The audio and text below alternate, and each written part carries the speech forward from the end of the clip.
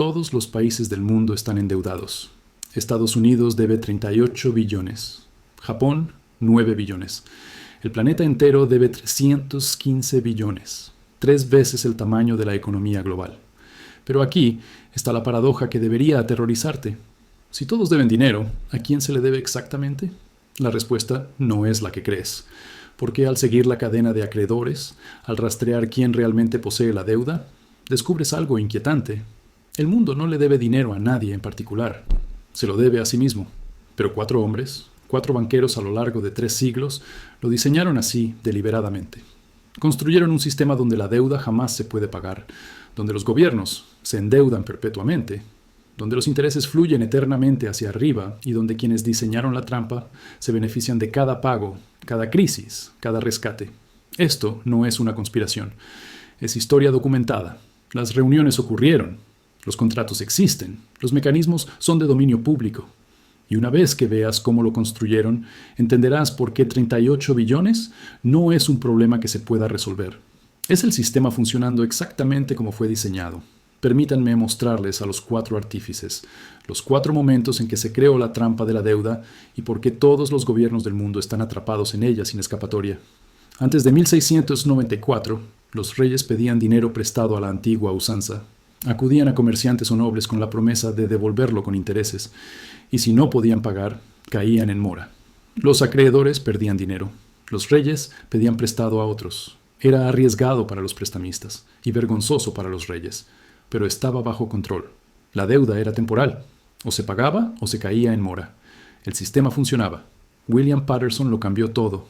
Era un comerciante y estratega financiero escocés que había intentado, sin éxito, enriquecerse en múltiples ocasiones. En 1691 tuvo una idea que transformaría la civilización. Inglaterra estaba en guerra con Francia. El rey Guillermo III necesitaba dinero desesperadamente. El tesoro estaba vacío. Los ingresos fiscales no alcanzaban para cubrir los gastos de la guerra, y los prestamistas tradicionales se negaban a conceder nuevos préstamos porque Inglaterra ya había caído en mora anteriormente. Paterson le presentó una propuesta al rey. Organizaría a un grupo de mercaderes adinerados para que prestaran al gobierno 1,2 millones de libras esterlinas. Eso equivale a unos 300 millones actuales. Una suma enorme. Pero aquí radicaba la innovación. El préstamo jamás se devolvería. En su lugar, el gobierno pagaría intereses a perpetuidad, un 8% anual. Para gestionar este acuerdo, Paterson propuso la creación de una nueva institución, el Banco de Inglaterra. El mecanismo era revolucionario. Los mercaderes prestamistas entregarían su oro al Banco de Inglaterra. El banco lo prestaría al gobierno. El gobierno pagaría los intereses anualmente con los ingresos fiscales. Y el banco pagaría esos intereses a los mercaderes prestamistas. Pero aquí está el detalle crucial. El gobierno jamás devolvería el capital. El préstamo era permanente. ¿Por qué aceptarían esto los mercaderes? Porque el pago de intereses estaba garantizado por el Parlamento, estaba respaldado por el poder tributario del gobierno. Mientras Inglaterra pudiera recaudar impuestos de sus ciudadanos, los intereses seguirían fluyendo, y los billetes que los prestamistas recibían a cambio de su oro podían negociarse. Eran tan buenos como el dinero, incluso mejores, porque generaban intereses. El Parlamento aprobó el plan de Paterson en 1694. Se fundó el Banco de Inglaterra. Los comerciantes aportaron su oro. El gobierno obtuvo la financiación para la guerra y por primera vez en la historia, la deuda nacional se volvió permanente, no un problema a resolver, sino una característica inherente al sistema. Y aquí está lo que nadie explica sobre por qué esto fue brillante para los banqueros. El gobierno pagaba un interés anual del 8% sobre 1,2 millones de dólares. Eso equivale a $96,000 al año, indefinidamente. Los comerciantes, en esencia, habían comprado una renta vitalicia al gobierno. Mientras Inglaterra existiera, mientras pudiera recaudar impuestos, el dinero fluiría. Y si querían recuperar su oro, podían vender los billetes a otra persona. La deuda era transferible, pero nunca exigible. Pero la verdadera genialidad de Paterson residía en lo que vino después. Se le otorgó al Banco de Inglaterra el derecho a emitir billetes respaldados por la deuda del gobierno. Podían imprimir papel moneda hasta el valor del préstamo. Esto creó dinero a partir de la deuda. El pagaré del gobierno se convirtió en moneda. Y cuanto más pedía prestado el gobierno, más dinero se podía crear. Este es el modelo. El gobierno pide prestado, nunca devuelve el capital, paga intereses perpetuamente y la deuda misma se convierte en dinero. Es brillante si eres banquero, catastrófico si eres contribuyente. ¿Por qué estás pagando intereses sobre una deuda que nunca desaparecerá? En 50 años, todas las grandes potencias europeas copiaron el modelo. Francia creó el bono general. Los Países Bajos ya contaban con un sistema bancario sofisticado, pero formalizaron la emisión de deuda pública. Y para 1790, los recién independizados Estados Unidos adoptaron el mismo sistema. Alexander Hamilton, de quien hablamos antes, basó explícitamente el sistema financiero estadounidense en el Banco de Inglaterra. Deuda permanente, intereses pagados con impuestos, bonos negociados como moneda. Patterson murió en 1719, no particularmente rico, a pesar de haber creado el Banco de Inglaterra. Pero el sistema que construyó persiste 331 años después. El Banco de Inglaterra aún existe. La deuda pública británica nunca se ha saldado. Se ha refinanciado, renovado y ampliado, pero nunca eliminado. La trampa de la deuda se gestó en 1694, y desde entonces todos los gobiernos han caído en ella voluntariamente. A principios del siglo XIX, los gobiernos europeos habían adoptado la deuda. La solicitaban para guerras, infraestructura y gastos operativos. Pero no existía un mercado organizado. Cada préstamo se negociaba individualmente. Los tipos de interés variaban enormemente y solo los comerciantes más ricos podían participar. Nathan Rothschild cambió eso. Industrializó la deuda soberana. La familia Rothschild comenzó como cambistas y comerciantes en Frankfurt. Para 1800, los 5 hermanos Rothschild habían establecido bancos en 5 importantes ciudades europeas: Londres, París, Frankfurt, Viena y Nápoles. Esta red no tenía precedentes. Podían mover dinero a través de las fronteras más rápido que nadie, y utilizaron esta ventaja para dominar la emisión de deuda soberana. Nathan Rothschild, en Londres, era el genio estratégico. Durante las guerras napoleónicas, Nathan gestionó préstamos para Gran Bretaña, pero su innovación radicó en cómo los estructuró. En lugar de prestar directamente al gobierno, compraba bonos gubernamentales con descuento y los revendía a inversores con un margen de beneficio. Creó así un mercado secundario. El gobierno necesitaba dinero. Rothschild se lo proporcionó de inmediato. Luego vendió los bonos a fondos de pensiones, compañías de seguros y particulares adinerados. El gobierno obtuvo el dinero rápidamente. Rothschild se embolsó el diferencial. Y los inversores consiguieron un activo negociable. Pero aquí es donde la cosa se complica. Rothschild no solo financiaba a los gobiernos. Se posicionó de tal manera que los gobiernos no tuvieran más remedio que recurrir a él. En 1815, durante la batalla de Waterloo, Nathan Rothschild se enteró de la derrota de Napoleón antes que nadie en Londres. Su red de mensajeros era más rápida que los canales oficiales. Utilizó esta información para manipular el mercado de bonos. Primero, vendió bonos británicos, dando a entender que Gran Bretaña estaba perdiendo. Los precios se desplomaron. Otros inversores entraron en pánico y vendieron. Después, tras el desplome de los precios, Rothschild compró enormes cantidades a precios irrisorios. Cuando al día siguiente llegó la noticia de la victoria británica, los precios de los bonos se dispararon. Rothschild amasó una fortuna no mediante el uso de información privilegiada, como lo llamaríamos hoy, sino controlando la información y anticipando las fluctuaciones del mercado.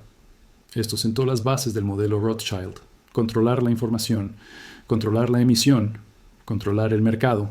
Para 1820, los Rothschild dominaban la deuda soberana europea. Si un gobierno necesitaba financiamiento, recurría a los Rothschild, ya que estos controlaban la red de inversores. Ellos se encargaban de la distribución y fijaban las condiciones. He aquí por qué esto es importante para comprender la trampa de la deuda. Antes de Rothschild, los gobiernos podían, en teoría, negarse a pagar. Si un rey incumplía el pago, sus acreedores perdían dinero y el sistema se reiniciaba. Pero Rothschild hizo que la deuda soberana fuera negociable a nivel internacional. Un bono británico podía pertenecer a un inversor francés que lo vendía a un banco alemán, quien a su vez lo utilizaba como garantía para un préstamo a un aristócrata austriaco. La red de propiedad se volvió tan compleja que el impago no se limitaba a rechazar a un solo acreedor, sino que provocaba el colapso de toda una red financiera internacional. Esta es la innovación de los Rothschild. La deuda se interconectó de tal manera que el impago se volvió imposible. No porque los gobiernos fueran responsables, sino porque el impago desencadenaría un colapso sistémico. Los gobiernos quedaron atrapados. Tenían que seguir pagando y seguir pidiendo prestado para pagar los intereses de las deudas antiguas. La trampa de la deuda ya no era solo permanente, sino inescapable. La riqueza de la familia Rothschild alcanzó su punto máximo a mediados del siglo XIX. Eran la familia más rica del mundo, más ricos que cualquier rey. Y esa riqueza provenía de una sola fuente: los intereses de la deuda soberana. No producían nada, no construían nada, prestaban dinero a los gobiernos y cobraban intereses indefinidamente. El sistema que Patterson creó en 1694, Rothschild lo industrializó en 1815, y todos los gobiernos de Europa quedaron atrapados. Para 1900, Estados Unidos se estaba convirtiendo en una potencia económica, pero aún tenía un sistema financiero primitivo. Los bancos operaban de forma independiente. La oferta monetaria estaba vinculada al oro, y no existía un mecanismo central para gestionar la deuda. J. P. Morgan solucionó esto, no por el bien público, sino para proteger su imperio bancario. En 1907 se produjo un pánico financiero. Los precios de las acciones se desplomaron, los bancos quebraron y la economía se paralizó. J. P. Morgan organizó personalmente un rescate. Reunió a los principales banqueros de Nueva York en su biblioteca. Cerró las puertas con llave y los obligó a comprometer su propio dinero para estabilizar los bancos en quiebra. Funcionó. El pánico terminó y Morgan se convirtió en el banquero central de facto de Estados Unidos, pero tenía 70 años. Sabía que no podría repetirlo.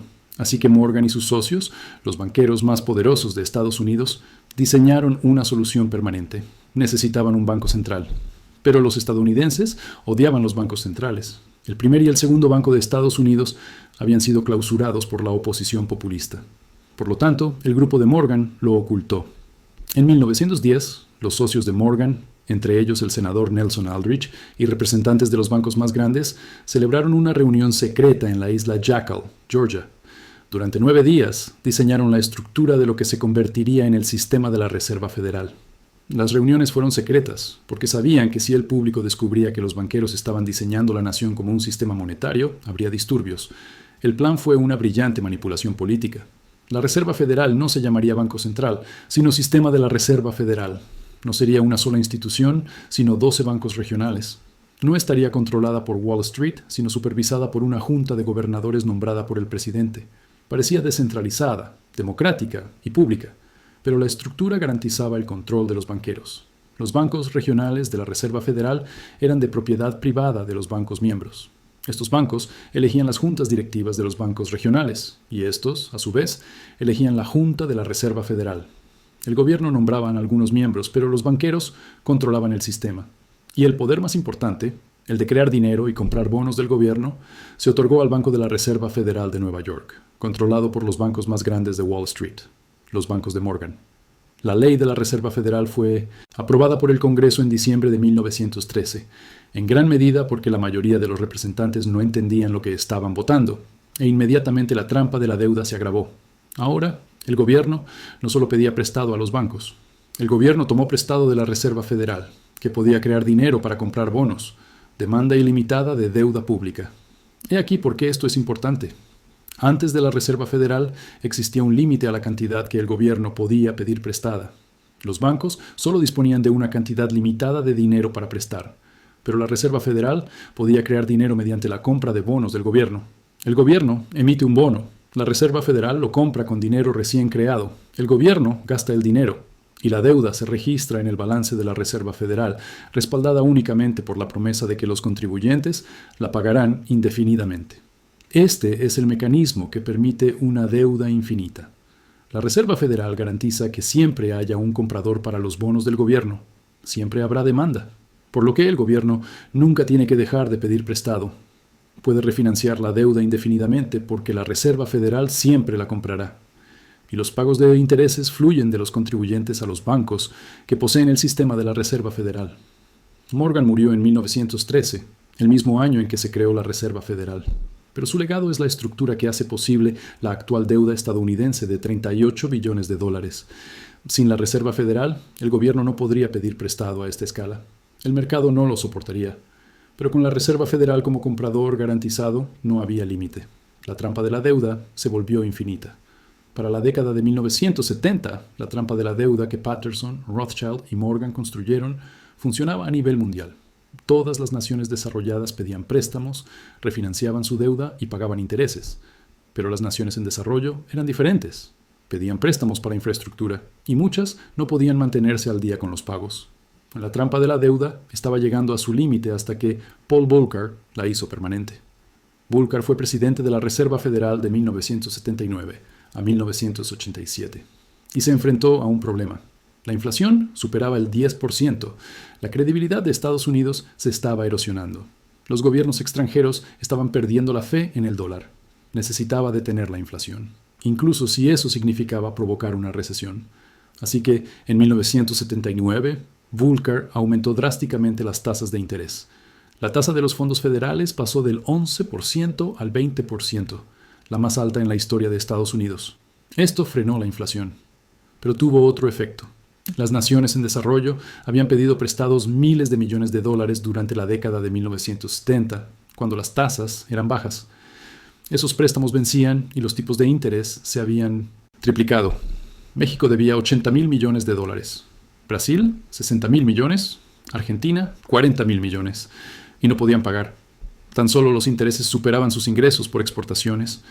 En agosto de 1982, México anunció su incapacidad para realizar los pagos. Incumplimiento de pago. Esto debería haber desencadenado un colapso financiero mundial. Los bancos estadounidenses habían prestado la mayor parte de ese dinero. Si México incumplía los pagos, Citibank, Bank of America, Chase Manhattan, todos sufrirían pérdidas masivas. Algunos podrían quebrar. Todo el sistema bancario estaba en riesgo. Volcker podría haber permitido que sucediera. Dejar que los bancos sufrieran pérdidas. Dejar que el mercado se equilibrara. Pero no lo hizo. En cambio, orquestó un rescate a través del Fondo Monetario Internacional. El FMI prestaría a México, Brasil, Argentina y otros países el dinero suficiente para seguir pagando los intereses a los bancos estadounidenses. Los préstamos se denominaron préstamos de ajuste estructural y venían con condiciones. Las condiciones eran brutales. Los gobiernos tenían que recortar el gasto, privatizar los activos estatales, abrir los mercados a la inversión extranjera, devaluar las monedas, básicamente renunciar a su soberanía económica a cambio del dinero para seguir pagando los intereses. Y aquí está la clave. Los préstamos del FMI no redujeron la deuda. Simplemente la refinanciaron, la hicieron manejable, pero permanente. Esta es la innovación de Volcker. Cuando la deuda se vuelve impagable, no se condona, se reestructura. Se presta lo suficiente para mantener el flujo de intereses y se obtienen concesiones políticas y económicas a cambio. La trampa de la deuda se convirtió en una herramienta de control. Los países que no podían pagar se vieron obligados a abrir sus economías, vender sus activos y someterse a la política económica exterior a cambio del privilegio de permanecer endeudados. Este patrón se ha repetido durante 40 años. Grecia en 2010, Argentina en 2001, Sri Lanka en 2022. Siempre la misma estructura. Préstamos del FMI para seguir pagando intereses. Se impone la austeridad, se cede la soberanía y la deuda nunca se elimina. Solo se reestructura, se perpetúa. Volcker murió en 2019. Pero su legado es el mecanismo que garantiza que la trampa de la deuda sea global e inescapable. Incluso cuando los países no pueden pagar, no se les permite declararse en mora. Se refinancian, convirtiéndose en deuda perpetua. Y los intereses siguen fluyendo hacia los acreedores. Los mismos bancos, las mismas instituciones, el mismo sistema que Patterson creó en 1694. Ahora, permítanme mostrarles cómo estos 4 artífices construyeron un sistema donde la deuda es infinita y escapar de ella es imposible. Comencemos con el modelo de Patterson. El gobierno pide prestado, paga intereses perpetuamente y nunca devuelve el capital. Añadamos la innovación de Rothschild a hacer que la deuda sea negociable globalmente. Así, no se trata de un solo acreedor, sino de una red. El impago colapsa el sistema. Añadamos el mecanismo de Morgan. Los bancos centrales crean dinero para comprar bonos del gobierno. Demanda ilimitada. El gobierno siempre puede pedir prestado más. Añadamos la trampa de Volcker. Cuando los países no pueden pagar, reestructuran la deuda, no la condonan y mantienen el flujo de intereses. El resultado es lo que tenemos hoy. 315 billones de dólares en deuda global. Deuda pública, deuda corporativa, deuda de los hogares. Ninguna de ellas se pagará jamás. Todas generan intereses. Y todas están conectadas a través del sistema financiero. Así pues, un impago en cualquier lugar amenaza con un colapso generalizado. Este es el mecanismo específico. El gobierno estadounidense emite 38 billones de dólares en deuda. ¿Quién la posee? Alrededor de 20 billones pertenecen al público estadounidense. Fondos de pensiones, fondos de inversión, compañías de seguros, bancos y la Reserva Federal. Estas instituciones compran bonos del Tesoro porque se consideran activos seguros. Pero esos bonos generan intereses, aproximadamente $1 billón al año. Estos intereses provienen de los impuestos. Por lo tanto, los contribuyentes envían dinero al gobierno. y este lo transfiere a los tenedores de bonos. Estos últimos son, en su mayoría, instituciones propiedad de los más ricos. Es una transferencia anual e indefinida de los trabajadores al capital. Los otros 18 billones se le deben al propio gobierno, al Fondo Fiduciario de la Seguridad Social y al Fondo Fiduciario de Medicare. El gobierno tomó prestado de estos programas y gastó el dinero. Ahora se debe a sí mismo, pero en última instancia son los contribuyentes quienes deben pagar, porque cuando la Seguridad Social necesita amortizar esos bonos, el gobierno tiene que aumentar los impuestos o endeudarse aún más para pagar. Es un juego de trileros, pero los intereses fluyen de todos modos. Ahora, imaginemos esto a escala global. Japón debe 9 billones de dólares, principalmente a instituciones japonesas a través del Banco de Japón. Europa debe 14 billones, principalmente a bancos europeos y al BCE. China tiene una deuda interna significativa en manos de bancos estatales. Todos los países operan bajo el mismo sistema y están interconectados. Japón posee bonos del Tesoro estadounidense. Estados Unidos posee bonos europeos a través del FMI. Europa posee deuda de países en desarrollo a través del Banco Mundial. Es un círculo vicioso.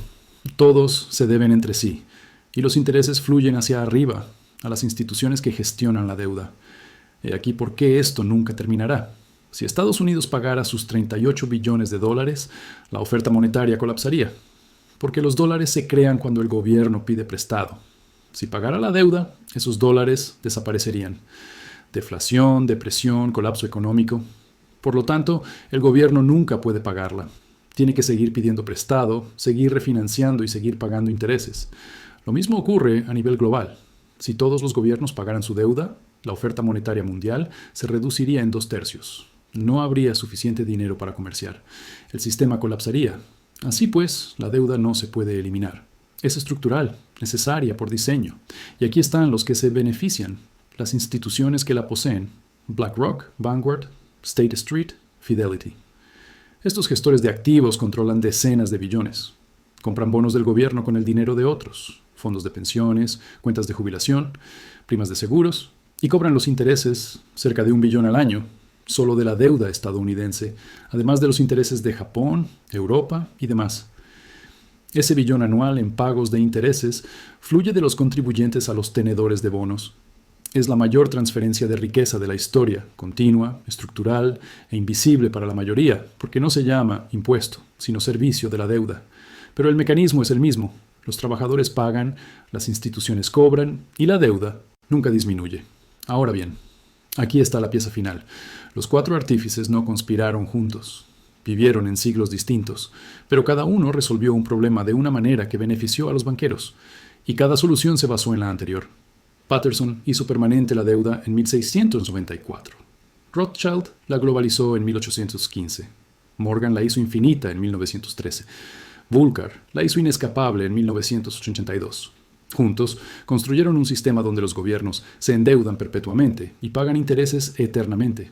Y quienes controlan los bonos, quienes gestionan la deuda, quienes cobran los intereses, son los beneficiarios finales. No los gobiernos, no los contribuyentes, sino las instituciones financieras. Y esta es la verdad definitiva. 38 billones no representan una crisis para ellas. Es un modelo de negocio. Cada dólar de deuda es un activo en el balance de alguien. Genera intereses. Sirve como garantía para obtener más préstamos. Y mientras se mantenga la confianza, mientras la gente crea que el gobierno pagará los intereses, aunque nunca devuelva el capital, el sistema funciona. La trampa de la deuda es total. No hay escapatoria posible. No sin el colapso de todo el sistema financiero. 4 artífices, 3 siglos, un sistema. Y ahora todos en la Tierra estamos atrapados en él. Si esto cambia tu perspectiva sobre la deuda pública, si finalmente comprendes que 38 billones no son un accidente ni un error, sino un sistema que funciona exactamente como se diseñó, entonces empiezas a entender cómo funciona realmente el poder. Suscríbete si quieres comprender cómo se construyó la maquinaria y quién la opera, porque esto no te lo van a enseñar en la escuela. Te van a enseñar que la deuda es un problema que hay que resolver, pero los arquitectos sabían más. La deuda no es un problema, es la base, y los intereses son el alquiler que pagamos por vivir en ella.